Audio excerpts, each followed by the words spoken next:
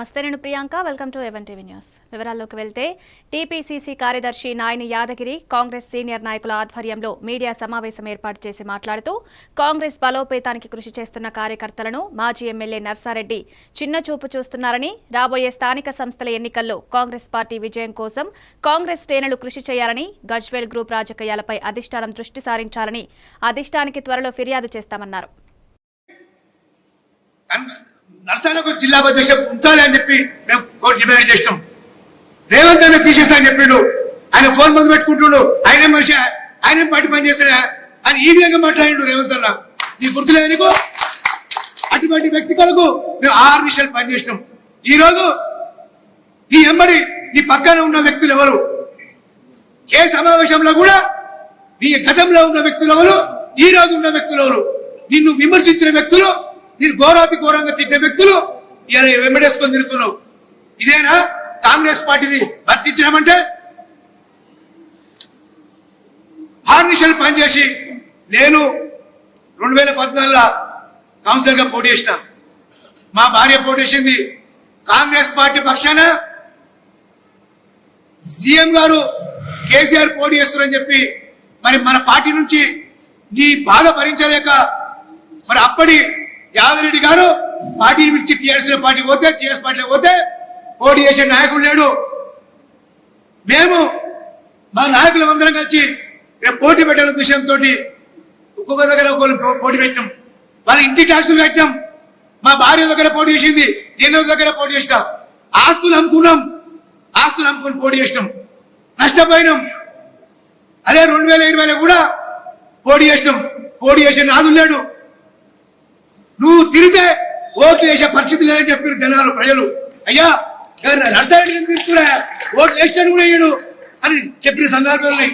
వాళ్ళ భార్య మొన్న ఎన్నికల వాళ్ళ భార్య ప్రచారం చేస్తుంటే కొందరు ప్రజలు చెప్పారు, అయ్యా ఇంకా మళ్ళీ వచ్చినారు, అబ్బా దొరసాని మీ పటేల్కి మేము ఓటు వేయాలా, నువ్వు ఎత్తుకొని పోతావు. అటువంటి మనుషులు నీ ప్రమాణాలు ఎవరు నమ్మడు. నమ్ముంటే బహిరంగ వేదిక పెడదాం, ఇందిరా పార్క్ కూడా బహిరంగ చర్చ పెడదాం. బహిరంగ చర్చ పెట్టి నిరూపిద్దాం నువ్వు ఎవరి దగ్గర డబ్బులు వసూలు చేసినావు. మా దగ్గర ఆధారాలు ఉన్నాయి. ఆధారాలతో సహా ఇప్పుడు కొత్తగా వచ్చిన ఇన్ఛార్జి మీనాక్షి నటరాజన్ గారికి మేము ఫిర్యాదు చేస్తాం. నీ మీద అందరికీ నీ మీద ఫిర్యాదు చేస్తాం. ఇవాళ చెప్తున్నావు మేము పోటీ చేసి ఓడిపోయి ఆస్తులు అమ్ముకుంటే మమ్మల్ని పక్కన పెట్టి 10 ఏళ్ళు టీఆర్ఎస్ పార్టీలో సంపాదించుకొని పందికొక్కులకు సంపాదించుకున్న వ్యక్తులను నీ పక్కన పెట్టుకొని జల్సాలు చేస్తున్నావు. నాయకులు నువ్వు ఫోన్ బంద్ చేసుకొని నెలల కొద్ది. నల్లవాగు ప్రాజెక్టు ద్వారా రైతులకు చివరి ఆయకట్టు వరకు నీటిని అందించాలని జీఎంఆర్ ఫౌండేషన్ చైర్మన్ గుర్రపు మచ్చేందర్ తెలిపారు. ఈ మేరకు నల్లవాగు ప్రాజెక్టు వద్ద ధర్నా నిర్వహించారు. ఈ సందర్భంగా ఆయన మాట్లాడుతూ నల్లవాగు ప్రాజెక్టు కింద మార్టి, కిష్టాపూర్, ఇంద్రనగర్, కల్హేర్ గ్రామాలలో రైతులు వేసిన జొన్న పంట నల్లవాగు నీళ్లు అందకపోవడంతో ఎండిపోతుందని, ఒకసారి నీటిని వదిలితే జొన్న పంట పండుతుందన్నారు. ఇక్కడ మా ఫౌండేషన్ సభ్యులు కూడా మన మార్తన్న గారు, కిష్రెడ్డి పటేల్ గారు, అమ్రనాయక్ అన్న గారు, నాగిరెడ్డి అన్న గారు, అనిల్ అన్న గారు, ఇంకా తదితరులు అందరూ కూడా ఇక్కడికి వచ్చేయడం జరిగింది. ఈరోజు మేమందరం ఈ ప్రభుత్వాన్ని మేము విజ్ఞప్తి చేస్తున్నాము. ఇక్కడ నల్లవాగు ప్రాజెక్టుకు చివరి ఆయకట్టు అయిన మార్డి, కృష్ణాపూర్, ఇంద్రానగర్, కల్లేర్ గ్రామాలలో ఎందరో మంది రైతులు జొన్న పంట పెట్టుకొని ఆ జొన్న పంట చివరి దశలో ఉంది. ఆ జొన్న పంటకు ఒక తడి, ఒక వెట్ నీటిని విడుదల చేయాలి అని ఇక్కడ స్థానిక మన ఎమ్మెల్యే గారిని, స్థానిక మన ఎంపీ గారిని మేము విజ్ఞప్తి చేస్తూ డిమాండ్ చేస్తున్నాం. ఎందుకు అంటే ఒక తడి ఇక్కడ నల్లవాగు ప్రాజెక్టులో చాలా నీరు ఉంది. ఇక్కడ పరిసర ప్రాంతాల్లో ఉన్న ఆయకట్టుకు నీళ్లు ఇవ్వంగా కూడా చాలా ఫీట్ల నీరు ఉంటుంది, అవైలబిలిటీ ఉంది. కాబట్టి ఒక్క తడి కోసం ఒక 2 ఫీట్లను ఎంతనో కొంత నీరు చివరి ఆయకట్టుకు విడుదల చేయాలి అని, ఆ విడుదల చేయడానికి ఎలాంటి రిస్క్ అయినా కూడా మన స్థానిక ఎమ్మెల్యే గారు కానీ, ఎంపీ గారు కానీ, ప్రభుత్వ యంత్రాంగం, ఇక్కడ ఉన్న అధికారులు మేము కూడా అందరము సహకరిస్తాము. దయచేసి ఒక తడి నీరు విడుదల చేయాలి అన్న ఉద్దేశంతోనే ఈ ప్రెస్ మీట్ పెట్టడం జరిగింది. మనకందరికీ తెలుసు, రైతు ఈ దేశానికి వెన్నుముక. ఈ రైతు యొక్క కడుపుని మండడం చూసి ఒక సామాజిక బాధ్యతగానే నేను ఈ నీటిని విడుదల చేయాలి అన్న ఆలోచనతో ఈ ప్రెస్ మీట్ పెట్టడం జరిగినది. 15 రోజుల తర్వాత మళ్ళీ రివ్యూ చేసి ఆలోచించి విడుదల చేస్తామనడంలో ఎలాంటి ఉపయోగం ఉండదు. కాబట్టి తక్షణమే నీటిని విడుదల చేయడం వలన పశువులకు కానీ ఈ మిగిలి ఉన్న జొన్న పంటలకు కానీ ఇతర పంటలకు కానీ ఎంతో మేలు చేసిన వాళ్ళు అవుతారు. కొన్ని ఉన్నాయి, అది కూడా పెద్ద సమస్య కాదు. మనం ఎమ్మెల్యే గారు ప్రభుత్వం అనుకుంటే ఇది చాలా చిన్న సమస్య, రిస్క్ ఉంటుంది. ప్రభుత్వం తలుచుకుంటే తప్పకుండా చివరాయకట్టుకు వచ్చేలా చిన్న చిన్న పుడిక తీతనే అనుకోండి, కొన్ని అనవసరమైన గన్లు ఉన్నాయి దాన్ని పూడ్చివేత అనుకోండి, కొన్ని అవసరానికి మించి నీటిని వాడుకునే మోటార్లు ఉన్నాయి ఆ మోటార్లను ఆఫ్ చేసడం అనుకోండి. ఏదో ఎమ్మెల్యే గారు ఒక 2 రోజులు ప్రత్యేక శ్రద్ధ పెట్టి తప్పకుండా శ్రద్ధ పెడితే తప్పకుండా నీరు అనేది చివరి ఆయకట్టుకు వెళ్తుంది అని నేను విజ్ఞప్తి చేస్తాను. ఇప్పుడు ప్రజెంట్ అయితే ఆయకట్టు 4000 ఎకరాలకు వీళ్ళు నీళ్లు అందిస్తున్నారు, కానీ మొత్తం ఆయకట్టు చాలా వేల ఎకరాలు ఉంది. మొత్తం ఇంచుమించు మోర్ దెన్ 2500 ఎకరాల జొన్న పంటని రక్షించిన వాళ్ళు అవుతారు. ఒకటే తడి కావాలి, మేము పదే అడగము. ఒక తడి చివరి తడి ఒకటి ఇస్తే 2500 ఎకరాల పైచిలుకు జొన్న పంట అనేది చేతికి అందుతుంది. తెలంగాణ గ్రోత్ ఎక్స్ 2025 సమ్మిట్ ను ప్రారంభించిన మంత్రి Sridhar Babu Telangana chamber of commerce and industry ఆధ్వర్యంలో summit on future ready industry transformation innovating for growth efficiency and security కార్యక్రమాన్ని రాష్ట్ర ఐటీ పరిశ్రమల శాఖ మంత్రి దుద్దిళ్ల శ్రీధర్ బాబు లాంఛనంగా ప్రారంభించారు. ఈ కార్యక్రమంలో పారిశ్రామికవేత్తలు, వ్యాపార నిపుణులు, ప్రభుత్వ ప్రతినిధులు పాల్గొన్నారు.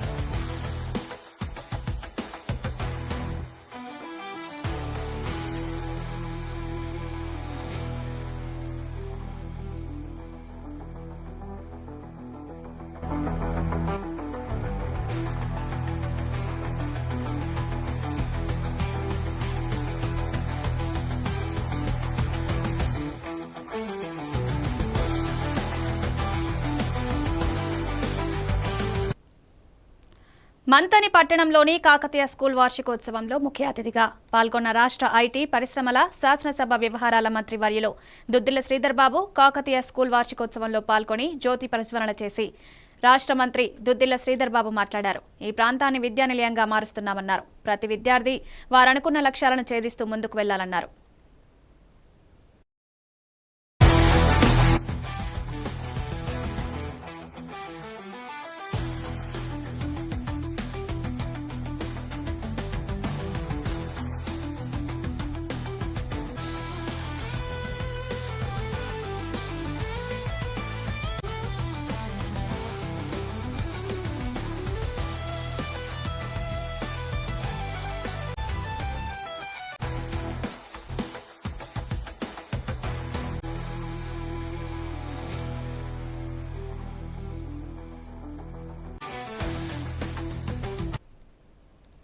చిన్న శంకరంపేట మండల కేంద్రంలో శ్రీ సోమేశ్వర స్వామి దేవాలయం 54వ వార్షికోత్సవంలో భాగంగా 4 రోజుల పాటు నిర్వహిస్తున్న ఉత్సవాల్లో నేడు చివరి రోజు స్వామివారి రథోత్సవం కన్నుల పండుగగా కొనసాగింది. వివిధ రంగులు, విద్యుత్ దీపాల కాంతులతో కళాకారుల నృత్యాల మధ్య స్వామివారి ఉత్సవ విగ్రహాన్ని రథంలో ఏర్పాటు చేసి రథోత్సవాన్ని గ్రామ పురవీధుల గుండా అంగరంగ వైభవంగా నిర్వహించారు. భక్తులు స్వామికి హారతులిస్తూ స్వాగతం పలికారు. ఈ రథోత్సవానికి స్థానిక మాజీ సర్పంచ్ రాజ్ రెడ్డి ప్రారంభించారు. అనంతరం ఆయన మాట్లాడారు.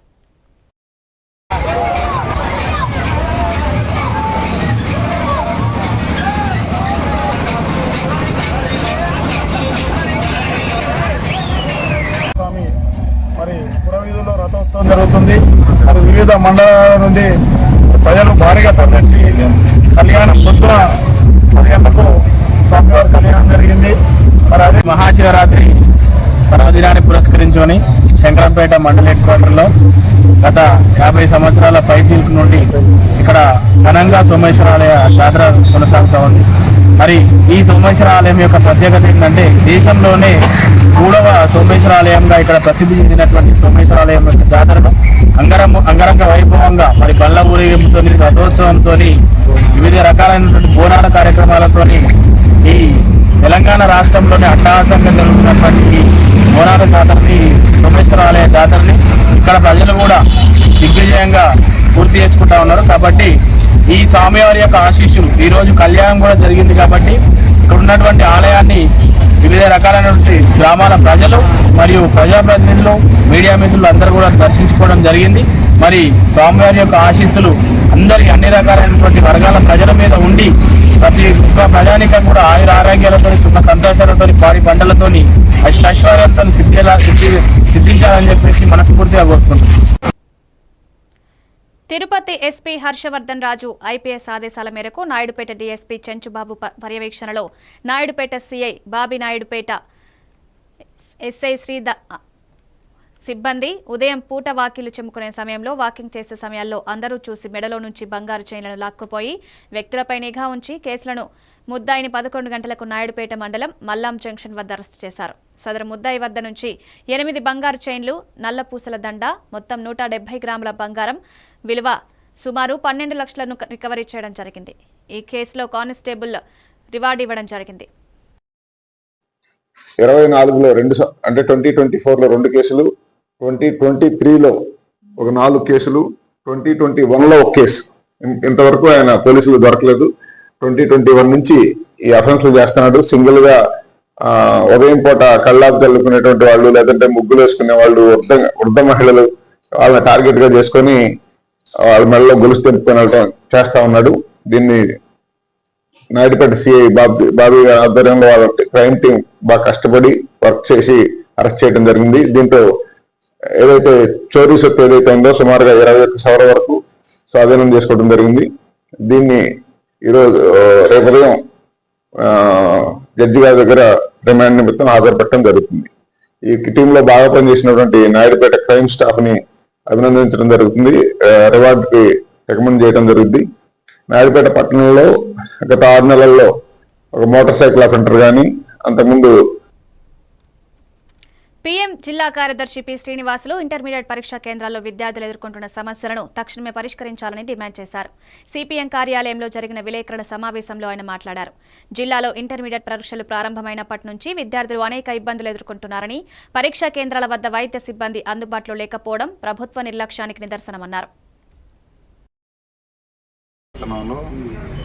జ్ఞానాంబిక జూనియర్ కాలేజ్ అనేది ఆర్టీసీ బస్ స్టాండ్ దగ్గర ఉందని చెప్పి హాల్ టికెట్ లో అధికారులు పొందుపరిచారు.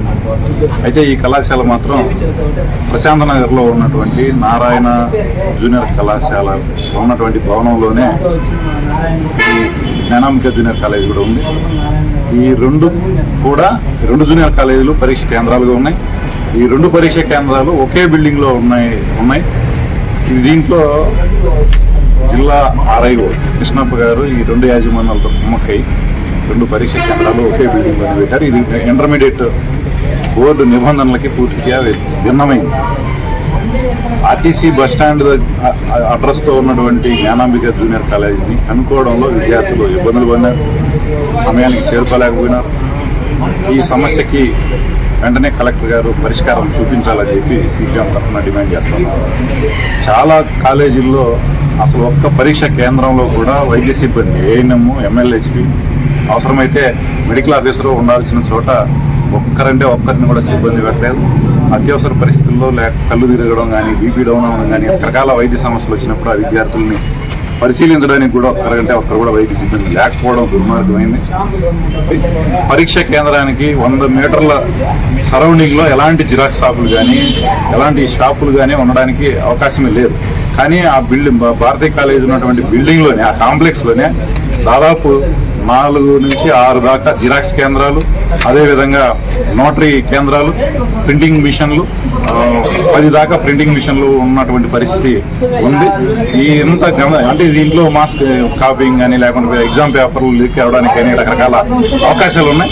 ఈ అవకాశాలు చూసి ఉన్నట్టుగా పోలీసులు కానీ, ఎగ్జామినర్లు కానీ, అధికారులు కానీ నిర్లక్ష్యంగా వ్యవహరించినారు. దీని అన్నిటి మీద కలెక్టర్ గారు, అదేవిధంగా ఇంటర్మీడియట్ బోర్డు అధికారులు జోక్యం చేసుకొని దీనికి తగినంత చర్యలు తీసుకోవాలని డిమాండ్ చేస్తున్నాం. ఆధునిక పరిజ్ఞానం, టెక్నాలజీతో కూడిన రోడ్లను శుభ్రం చేసే వాహనాన్ని శ్రీకాకుళం నియోజకవర్గ తెలుగు మహిళా అధ్యక్షురాలు గొండు స్వాతి శంకర్ ఆర్ట్స్ కాలేజ్ వద్ద వాహనాన్ని పచ్చజెండా ఊపి ప్రారంభించారు. ఈ సందర్భంగా మాట్లాడుతూ వాహనాల రద్దీ పట్టణంలో పెరిగిన దృష్ట్యా ఆధునిక టెక్నాలజీతో తక్కువ సమయంలో ఎక్కువ రహదారులను శుభ్రం చేసే వాహనాన్ని నగరపాలక సంస్థ ఆధ్వర్యంలో ప్రారంభించడం జరిగిందన్నారు. ఈ వాహనం ద్వారా పట్టణం పరిశుభ్రంగా మారనుందన్నారు. ఈ కార్యక్రమంలో నగరపాలక సంస్థ హెల్త్ ఆఫీసర్, శానిటరీ సిబ్బంది, ఆరోగ్య సిబ్బంది, మున్సిపల్ సిబ్బంది పాల్గొన్నారు.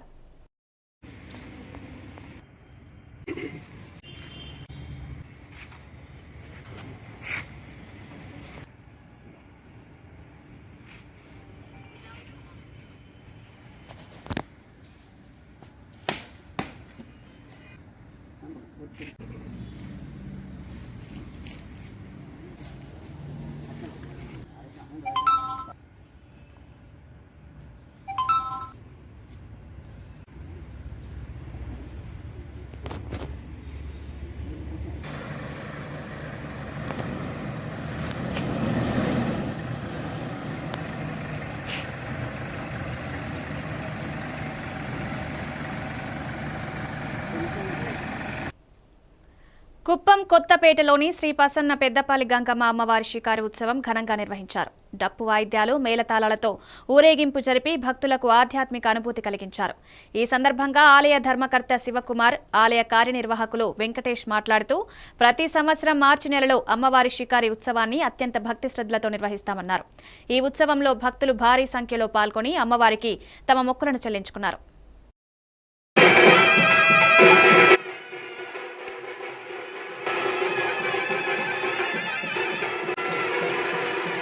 మున్సిపాలిటీ ప్రజలందరికీ నమస్కారం.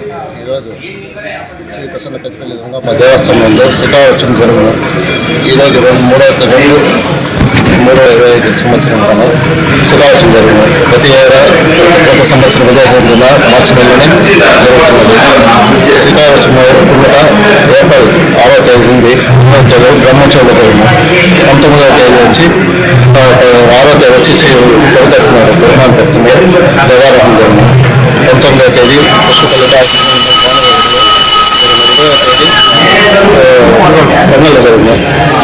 కుటుంబ అందరూ చేసి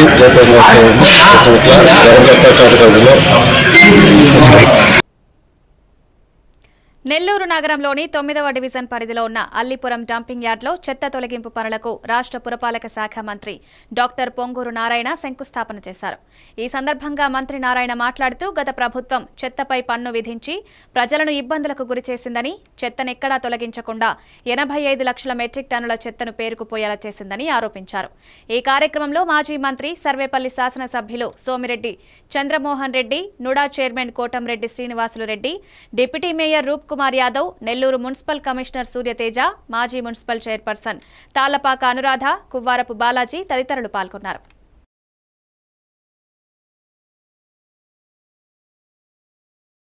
మహిళా దినోత్సవం సందర్భంగా 1వ తారీఖు నుంచి 8వ తారీఖు వరకు గవర్నమెంట్ మనకి ఈ కార్యక్రమాలు చేయమని మనకి ఇచ్చింది. ఆ కార్యక్రమంలో భాగంగా 1వ తారీఖున మార్చి 1వ తారీఖున ఓపెన్ హౌస్ అండ్ మెడికల్ క్యాంపులు కండక్ట్ చేయడానికి మా డిపార్ట్మెంట్ తరఫున మా డీజీపీ గారు మా అందరికీ సూచనలు చేశారు. దానిలో భాగంగా ఈరోజు గన్నవరంలో స్కూల్ పిల్లలు 9th క్లాస్ 7th స్కూల్ పిల్లలు ఈరోజు వచ్చి వాళ్ళందరికీ పోలీస్ స్టేషన్ ఏ విధంగా ఫంక్షన్ అవుద్ది, మహిళలకు సంబంధించిన ఉమెన్ డెస్క్ ఏ విధంగా ఫంక్షన్ అవుద్ది, అదేవిధంగా రిసెప్షన్ వచ్చిన వాళ్ళు ఏ విధంగా ఫిర్యాదు స్వీకరించి కంప్యూటర్ గన్నవరం పోలీస్ స్టేషన్లో డీఎస్పీ చలసాని శ్రీనివాసరావు ఆధ్వర్యంలో ఓపెన్ హౌస్ కార్యక్రమాన్ని నిర్వహించారు. స్రవంతి స్కూల్ విద్యార్థులు పోలీస్ స్టేషన్ను సందర్శించి అక్కడి విధుల గురించి అవగాహన పొందారు. పోలీస్ శాఖలోని వివిధ విభాగాలు ఎలా పనిచేస్తాయో తెలుసుకోవడంతో పాటు ట్రాఫిక్ నియమాలు, నేర నిరోధక చర్యల గురించి వివరాలు తెలుసుకున్నారు. ఈ కార్యక్రమంలో law and order CI BV Shivaprasad, traffic CI V Peddiraju విద్యార్థులకు వివరణిచ్చారు.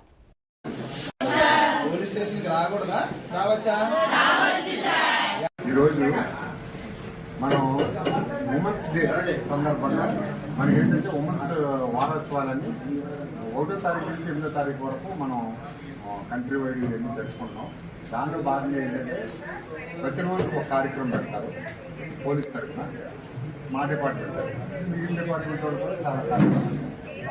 దానిలో భాగంగా ఈరోజు ఏంటంటే ఈరోజు మార్చ్ 1లో ఈరోజు ఓపెన్ హౌస్ అంటే పోలీస్ స్టేషన్ చూపించడం, తర్వాత మెడికల్ క్యాంపులని మీకు పెడతాం. అంటే మనకి ఉమెన్స్ మహిళా దినోత్సవం సందర్భంగా 1వ తారీఖు నుంచి 8వ తారీఖు వరకు గవర్నమెంట్ మనకి ఈ కార్యక్రమాలు చేయమని మనకి ఇచ్చింది. ఆ కార్యక్రమంలో భాగంగా 1వ తారీఖున మార్చి 1వ తారీఖున ఓపెన్ హౌస్ అండ్ మెడికల్ క్యాంపులు కండక్ట్ చేయడానికి మా డిపార్ట్మెంట్ తరఫున మా డీజీపీ గారు మా అందరికీ సూచనలు చేశారు. దానిలో భాగంగా ఈరోజు గన్నవరంలో స్కూల్ పిల్లలు 9th క్లాస్ 7th స్కూల్ పిల్లలు ఈరోజు వచ్చి వాళ్ళందరికీ పోలీస్ స్టేషన్ ఏ విధంగా ఫంక్షన్ అవుద్ది, మహిళలకు సంబంధించిన ఉమెన్ డెస్క్ ఏ విధంగా ఫంక్షన్ అవుద్ది, అదేవిధంగా రిసెప్షన్ వచ్చిన వాళ్ళు ఏ విధంగా ఫిర్యాదులు స్వీకరించి మన డ్రంక్ అండ్ డ్రైవ్ టెస్టులు చేసే పరికరం, నైట్ టైం మనం ఫింగర్ ప్రింట్స్ డివైస్, నేరస్తుల యొక్క ఫింగర్ ప్రింట్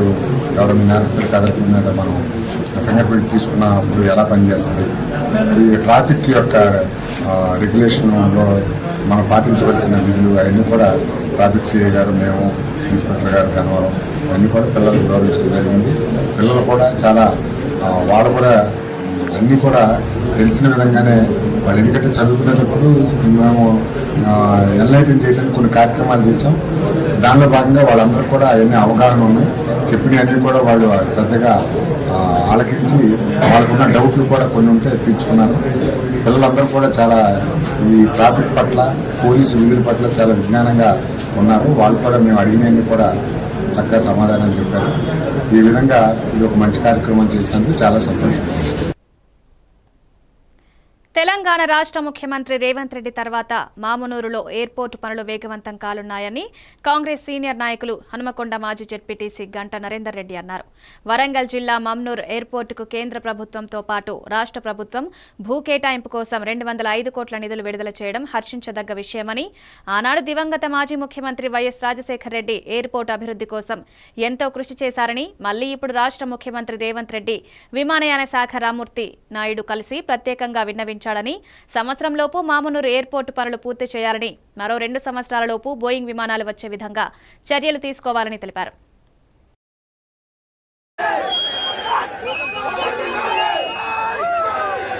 కృషికి ఫలితాలు వస్తున్నాయి కాబట్టి ఈ యొక్క ప్రాంతంలో వరంగల్ మామునూరు ఎయిర్పోర్టు డెవలప్ కాబోతుందనే సంతోషంతో ప్రజానీకం అంతా ఈరోజు పండుగ చేసుకున్నారు. నవంబర్ నెలలో రేవంత్ రెడ్డి గారు ఢిల్లీలో కేంద్ర విమానయాన శాఖ మంత్రి రామ్మోహన్ నాయుడు గారిని కలిసి ఈ యొక్క వరంగల్ మామునూరు ఎయిర్పోర్ట్ను త్వరితగతంగా డెవలప్ చేయాలి, ఉడాన్ దాంట్లో కూడా పెట్టాలని కోరినారు. ఉడాన్ కార్యక్రమంలో గతంలో రాష్ట్ర ప్రభుత్వం అడగలేదు కాబట్టి పెట్టలేదు. ఈసారి రేవంత్ రెడ్డి గారు అడగడం వల్ల ఉడాన్ కార్యక్రమంలో వరంగల్ మామునూరు ఎయిర్పోర్టు చేకూర్చి ఈ యొక్క ఎయిర్పోర్ట్ అథారిటీ ఆఫ్ ఇండియాకి రామ్మోహన్ నాయుడు గారు లెటర్ రాయడం జరిగింది. ఈ యొక్క వరంగల్ మామునూరును త్వరితగతంగా ప్రగతి పథంలో తీసుకురావాలి, ఆపరేషన్లో తీసుకురావాలి, ఏడాది లోపలనే విమానాలు ఎగిరేయాలి విధంగా కృషి చేయాలన్నారు.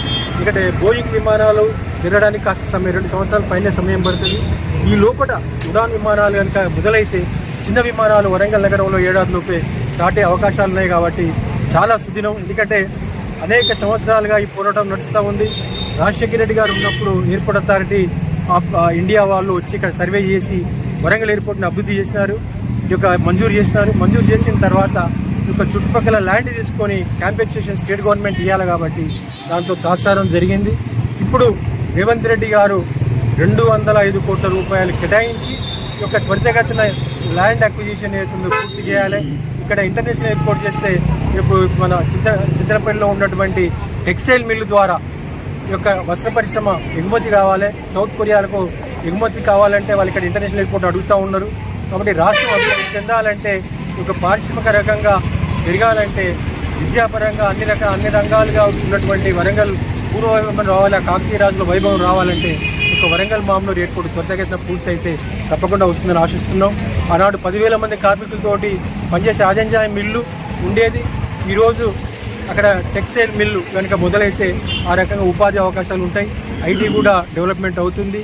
వరంగల్ సిటీకి దగ్గర, హైదరాబాద్ దగ్గరే ఉంది కాబట్టి తెలంగాణలో పెద్ద 12 లక్షల జనాభాతో ఉన్నటువంటి వరంగల్ అభివృద్ధి చెందితే యావత్ తెలంగాణ అభివృద్ధి చెందుతుందని భావిస్తున్నాం. ఈ యొక్క పురాతనమైన వరంగల్ ఎయిర్పోర్టు ఈరోజు వైభవంగా ఈ యొక్క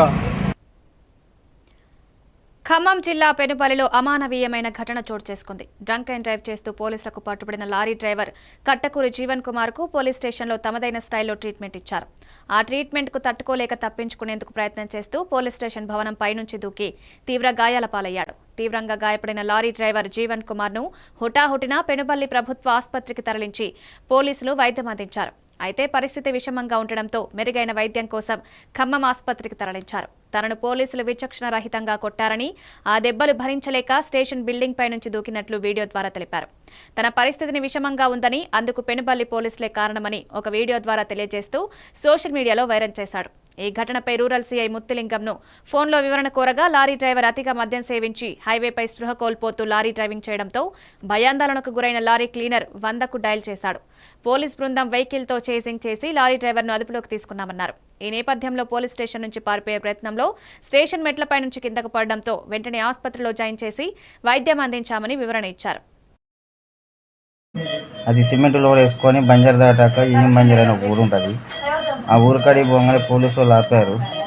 ఆ బంగాళ కాగితాలు చూపెట్టిన టన్నేజ్ ఉందని అది ఇదని చెప్పి నన్ను లోపల తీసుకుపోయి నన్ను కొట్టారు బాగా. ఓనర్కి ఫోన్ చేస్తే ఓనర్ రెస్పాన్సిబిలిటీ అవ్వలేదు. ఆ తర్వాత మళ్ళీ రెండోసారి కొడుతుంటే తట్టుకోలేక పైన బిల్డింగ్ ఎక్కిన తర్వాత పోలీసు వాళ్ళు మళ్ళీ కొట్టారు ఆడ. అది తట్టుకోలేక నేను ఇక్కడ నుంచి దూకుతా అంటే నీకు దమ్ముంటే దూకురా అని చెప్పి అక్కడి నుంచి తోయటం జరిగింది. దీని మీద కఠినంగా చర్య తీసుకోవాలని మనస్ఫూర్తిగా కోరుకుంటున్నా. తల్లిదండ్రులు లేని పిల్లగానయ్యా, ఏదో అటు బతుకుతున్నా, డ్రైవింగ్ చేసుకుంటా. నా వల్ల ఎటువంటి పరంగా తప్పు అయితే ఏమీ లేదు. వాళ్ళు ఎందుకు కొట్టారో నాకే తెలియట్లేదు. ఇంకా కొట్టారు, బాగా కొట్టారు. దయచేసి ఈ యొక్క వీడియోని యొక్క ప్రార్థన అందరికీ ఆలకి. నేను మందు తాగిందైతే వాస్తవం. పోలీసు వాళ్ళు నన్ను కొట్టారు. ఆ దెబ్బలు తట్టుకోలేక పైకి ఎక్కిన.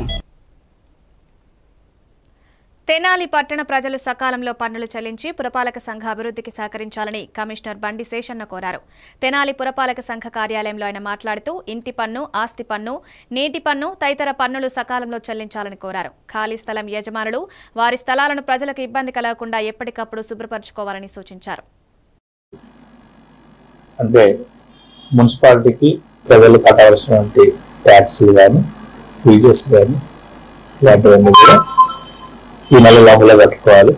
అందువల్ల ప్రజలందరికీ విజ్ఞప్తి ఏంటంటే కనుక ఇంటి పన్ను కానీ, నీటి పన్ను కానీ, ఎంకరేజ్మెంట్ ఫీజెస్ అనేటువంటి కానీ, అలాగే ముఖ్యంగా వెహికల్ ట్యాక్స్ అంటే చాలామంది సొంతంగా జాగాలు ఉంటాయి, అవి కూడా ఖాళీగా ఉంటాయి.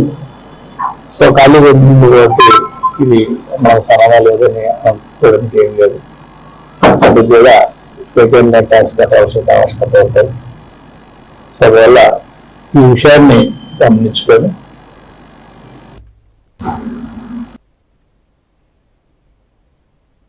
మేడ్చల్ జిల్లా పీర్జాదిగూడ మున్సిపల్ కార్పొరేషన్ పరిధిలో అంతర్జాతీయ మహిళా దినోత్సవం సందర్భంగా రాచకొండ రన్నర్స్ అధ్యక్షుడు ప్రభాకర్ ఆధ్వర్యంలో ఆరోగ్య రన్ విజయవంతంగా నిర్వహించబడింది. ఆరోగ్య జాగ్రత్తలు, వ్యాయామ ప్రాముఖ్యతపై ప్రజల్లో అవగాహన కల్పించేందుకు ఏర్పాటు చేసిన ఈ కార్యక్రమంలో 2K, 5K, 10K, 21K పరుగు పందాలు నిర్వహించారు. విజయవంతంగా పరుగును పూర్తి చేసిన వారికి మెడల్స్ అందజేసి సత్కరించారు.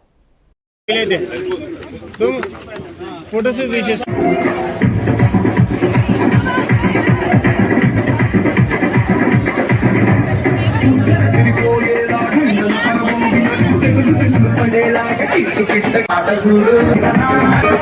బ్రహ్మాండంగా 20-10 అట్లే 5K 2K రన్ ప్రారంభించబడ్డది.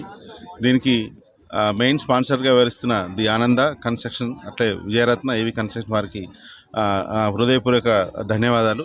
అట్లే ప్రభాకర్ గారి ఆధ్వర్యంలో దాదాపుగా 800 మంది ఈరోజు పార్టిసిపెంట్స్, ఇక్కడ మహిళలు అట్లే వృద్ధులు, పిల్లలు, యువకులు అట్లా ఉత్సాహంగా సీనియర్ సిటిజన్స్ అందరూ కూడా ఉత్సాహంగా పాల్గొని ఈ యొక్క 20-10K ఇట్లాంటివన్నీ సక్సెస్ చేశారు. ఇవన్నీ ఒక గొప్ప ఈవెంట్లు.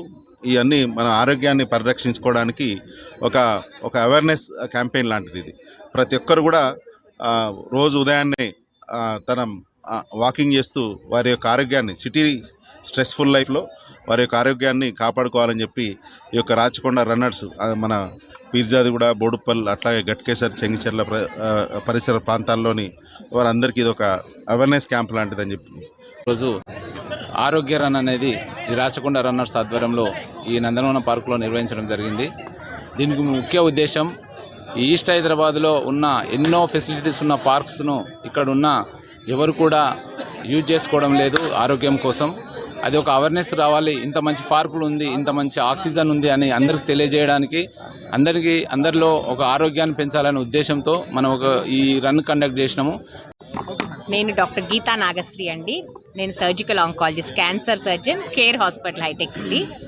అండ్ ఈరోజు రాచకొండ రన్నర్స్ వాళ్ళ ఆధ్వర్యంలో ఈ వరంగల్ హైవేలో నందనవనం పార్క్లో ఇంత అద్భుతంగా రన్ చేశారు. అది అన్ని రకాలుగా 2 కిలోమీటర్లు, 5 కిలోమీటర్లు, 10 కిలోమీటర్లు, 21 కిలోమీటర్ హాఫ్ మ్యారథాన్ కూడా ఉందన్నమాట దీంట్లో. ఇది చాలా అద్భుతమైన ఆలోచన అండ్ చాలా సక్సెస్ఫుల్గా జరిగింది ఈ రన్. ఇలాంటి రన్స్ ఎన్నో కండక్ట్ చేయాలి. ఎందుకంటే ఇప్పుడు మెయిన్ ప్రాబ్లం ఏంటంటే ఒకప్పుడులాగా ఇన్ఫెక్షస్ డిసీజెస్ వాటి వలన జనాలు చనిపోవట్లేదు. ఇప్పుడు మెయిన్ ప్రాబ్లం ఏంటంటే జీవన శైలికి సంబంధించిన రుగ్మతులు ఎక్కువైనాయి అన్నమాట.